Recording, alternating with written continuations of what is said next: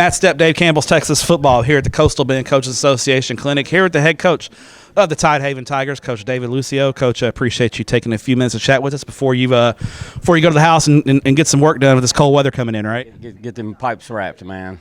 Y'all aren't used to this cold weather down in South Texas, are you? No, we're not, man. We like to leave them pipes uncovered for most of the year, man. Every once in a while, we got to jump up under there and get stuff wrapped up, man. There you go. Well, Coach, first off, congratulations! Unbelievable season for your ball club, your community, playing at AT&T Stadium, all that comes with it. How looking back, I know you've had a little time to reflect on it and think of all the great times and the great memories that I'm sure you've made. How special was 2023 for you, your team, and Tidehaven as a community? Yeah, man, it was awesome. The last few weeks of the season, they go by so fast. You don't really have a lot of time to stop and catch your breath and say, man, wow, I'm here. It's kind of like you get home and one day you sit there and go, dang, man, I was at Arlington Stadium playing for a state championship. And it hit me probably about a week after everything settled down.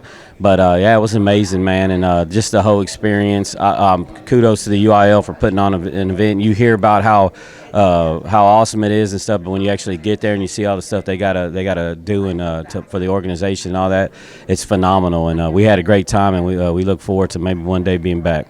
And speaking of the UIL, have you positioned the UIL for an extra year of eligibility for some of your seniors that are graduating? Because you had a heck of a group of seniors. Yeah, man, we got a new kid in. He's real big. His name's Joey Dodds.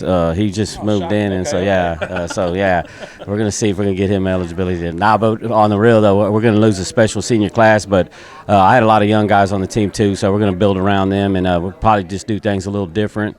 We obviously fed the ball offensively to Joseph and played around him, so now we'll just take a different approach. Nothing new to us, man. We kind of do that every year.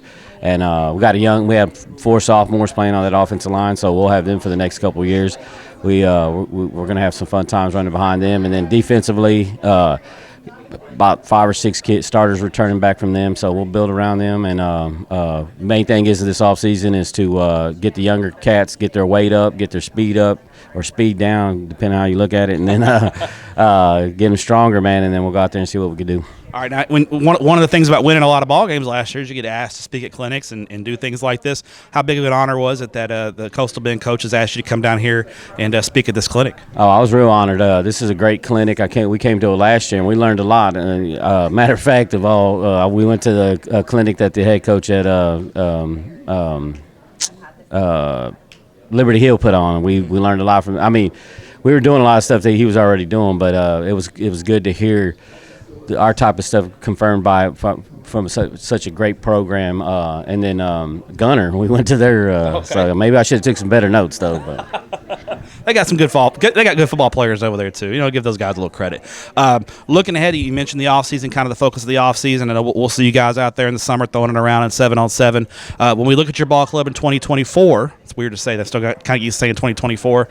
What are the Tidehaven Tigers going to hang their hats on, or do you even know that yet? Is that something you still got to figure out? I mean, I know you mentioned you got to change some things up because you're, good coaching, right? You're giving the ball to a Division I running back a lot, so losing him, kind of what's the personality of your ball club going to be next year? Or are you still trying to figure that out? We'll sit down and we'll tweak throw some ideas out there. But for the most part, we're going to always play defense at Tidehaven. I always put defense first.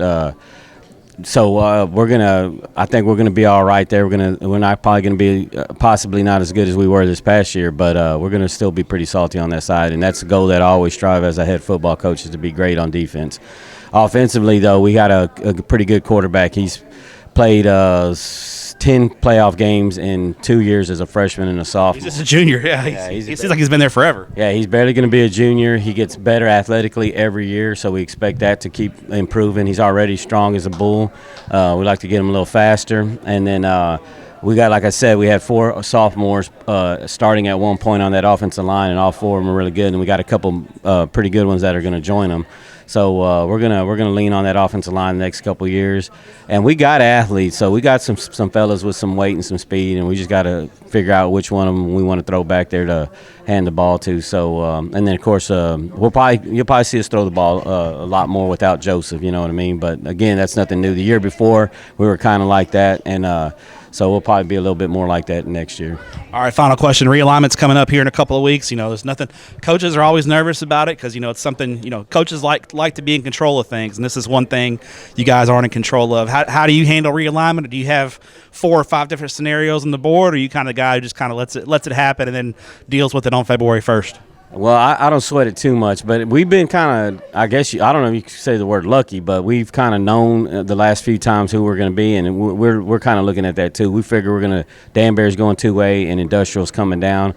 We're probably just going to replace Danbury with Industrial, which will make our, no offense to Danbury, but it'll make our district tougher because Industrial, yeah, they're big, they got size, they got all that.